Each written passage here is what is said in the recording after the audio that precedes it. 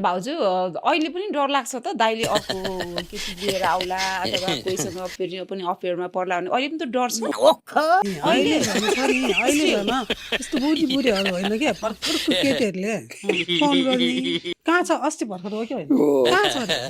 मेसेन्जरमा हो कि होइन भर्खर 20-22 वर्षको केटीले कहाँ छ त्यसो भएपछि अनि मनमा के हुन्छ मनमा पिर त पर्ने नि भयो बुढोसँग जाने नै भयो कस्तो भेटाइसक्यो मैले अब कसले भन्यो कसले बेजत हुन्छ के भन्ने त्यो मेरो फ्रेन्ड्सहरू हो अब आइहाल्नु सम ठिक छ कि त्यो भन्दा चाहिँ नि क्रस गर्नु भएन भने म गरिनँ के सबैलाई यस्तो भन्छु कि कोही केटीहरू पनि के भएको केटी होस् नभएको भर्खरको कन्या केटी होस् होइन त्यस्तो बिहा भएको मान्छेसँग नगरोस् कि त्यस्तो भर्खरको केटा छ त तिनीहरूलाई त मेरै छोराहरूलाई गरौँ न यस्तो बुढा मान्छेसँग